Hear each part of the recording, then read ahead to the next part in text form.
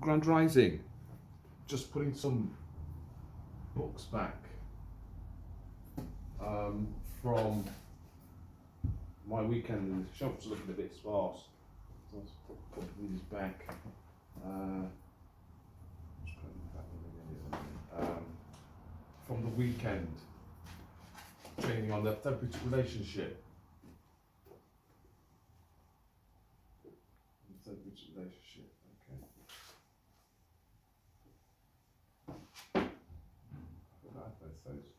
Okay. So what do I want to say today? I'm just checking in. I shouldn't do that really. A bit more respect for the Lukes. Today, I wasn't sure.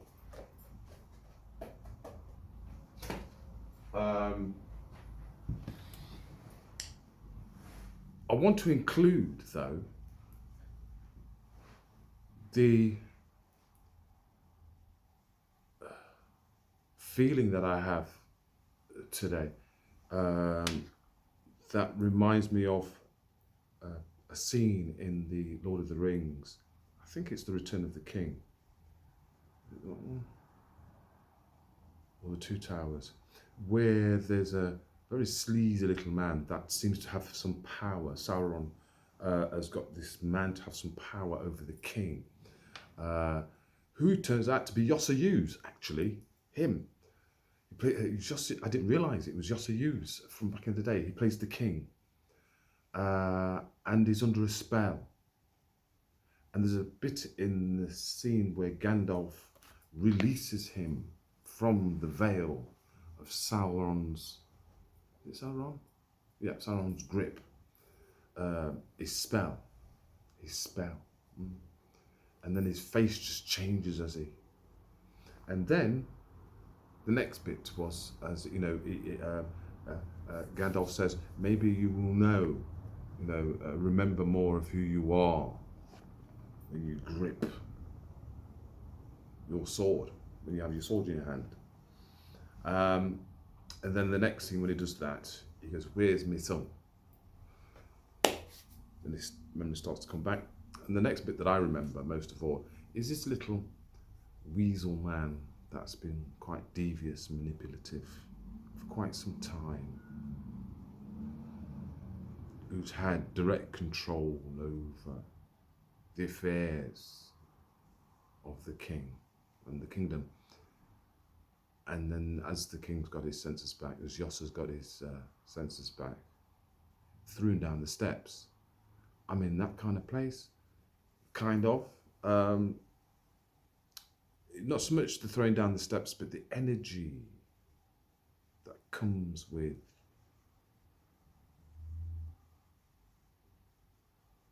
from that realization when the veil has been lifted, and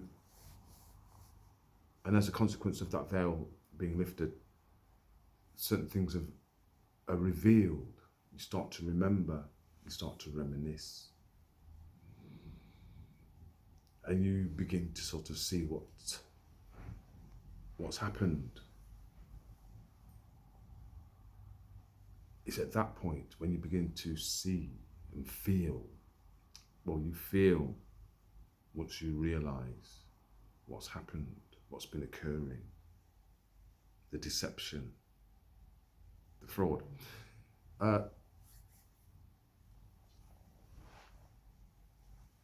So that I wanted to include that in whatever it is I was going to say. So I've managed to do that. The bit before that I had in mind for this post was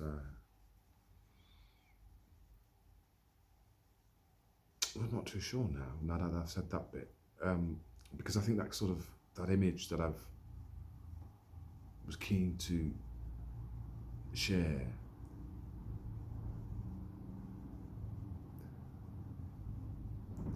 kind of symbolizes it and is a metaphor for where I am and how I see the world. The veil's been lifted, but I'm not too sure if I'm in a place to if I have what it takes to throw somebody down the steps, and deservedly so. And actually, that's not what the king wanted to do. The king wanted to kill him.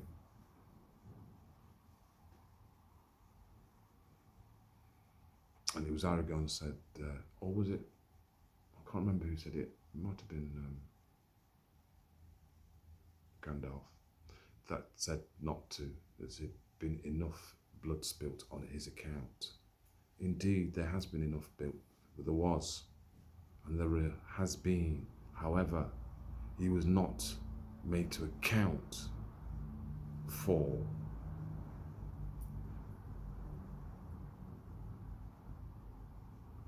the injury, loss, and harm that ensued as a consequence of his part in the deception of the king and his kingdom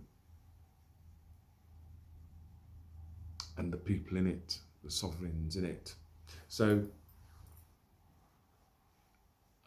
that's where I'm at, really. I'm beginning to recognize my kingdom. I recognize my sovereignty. I recognize my nationality, and I recognize and I see what's gone on, what's been going on, and it's not good.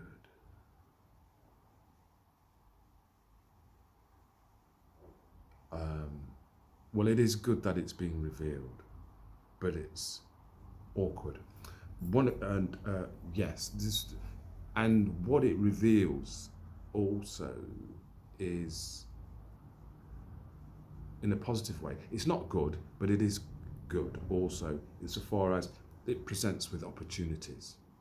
Yes, and what's not good for me, the flip side of the opportunities and a sense of self, a renewal, a kind of a reawakening and an awakening, and what it does for self-esteem and self-concept and self-confidence too. It's reminded me, or I appreciate then the responsibility that comes with that awareness and that knowledge, that kind of that comes with that reawakening, particularly in this instance, when we were talking about birthrights, inheritances, and how they have been usurped. So it's about how you correct those, and because the disturbance was created in relationship, so therefore it needs to be corrected in relationship. Now it's going to be about the nature and the quality of that relationship. And yes, there are going to be some uncomfortable things that need to be talked about at the very least. And how those topics to be discussed or agreed upon. What I realized in the early hours this morning was that there are rabbit holes. There's been lots of talk about rabbit holes, people going down rabbit holes and finding things, and and I've been down a rabbit hole, I suppose. And then I realized that maybe that's what we've all been doing. We've all been finding rabbit holes to either inhabit, to go down and explore, or just to inhabit, or just to explore. But there are so many that you can pick and choose. And I get a sense that maybe to be joined in your rabbit hole, come and have a look at what I found, kind of thing. I don't see much enthusiasm for that. To explore. Now, other people's rabbit holes. I don't see many people wanting to come and join me in my rabbit hole of being British, what do I mean? No, I'm not necessarily looking for a challenge or to be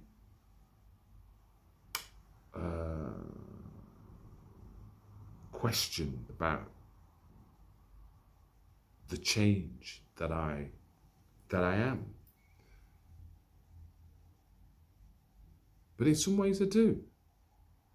But by the fact that it hasn't, makes me suspicious in that I suspect that a lot of what it is that I am doing, being, and saying, and have said for a long while, that people have already known. I've known.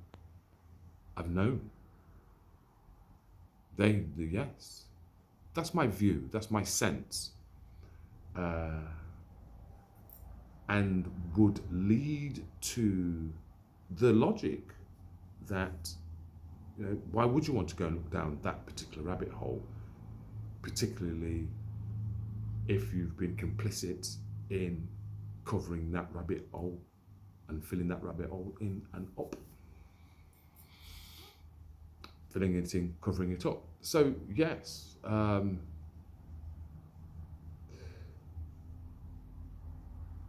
and it is interesting, I suppose, as a psychotherapist, I find, what do I find? I find shame, guilt and shame, a big thing, big factor. Shame in particular. I feel shame about a lot of things, and there are a lot of things to feel shame about. A lot of things that have, and some of the shame that we feel and that we experience, particularly the shame that we feel, actually, when you sit and you analyse, and that's the beauty of therapy, I suppose, when you sit down and look at self and look at the context in which you have become the person that you are, or become the divine being that you are, or become the sovereign that you are, or become the living entity that you are, then you realise that a lot of who you believe yourself to be, nothing more than interjects and dictums and rules and somebody else's idea about who you are and who you ought to be. And for me, I've discovered that's a big bum steer, massive, global.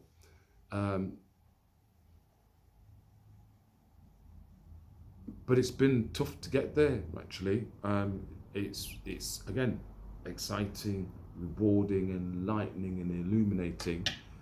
But yeah, I want to throw somebody down the steps kind of energy. That energy. Some of it's very, very sad energy too. Brutal.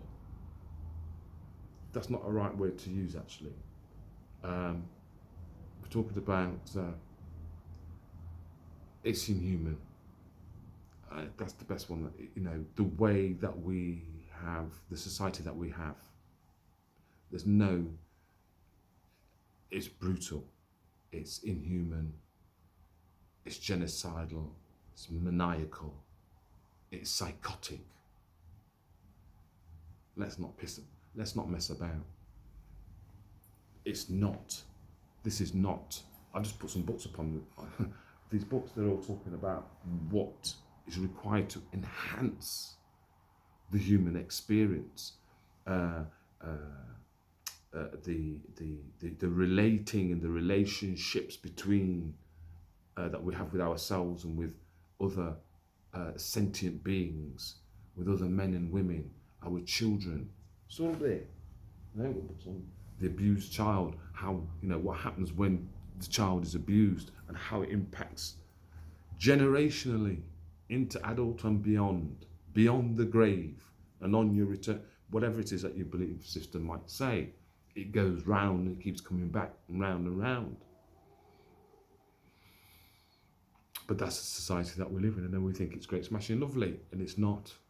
And I know it's not. I'm not going to pretend it is. It's not.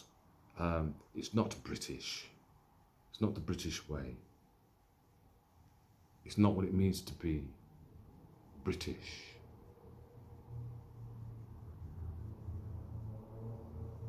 Not at all. It is a British man, woman's home is their castle, not an Englishman's home. Seems to me an Englishman's home is somebody else's castle.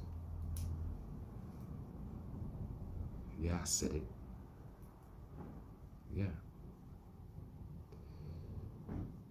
Belligerent occupiers, and not just of the land,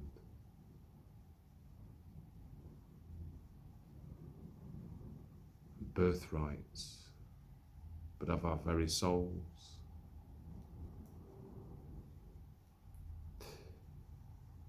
A little bit longer than I anticipated. I did a lovely one yesterday, and I can't seem to upload it, but I'll see what I can do with this one. Till the next time, may your ERP remain strong.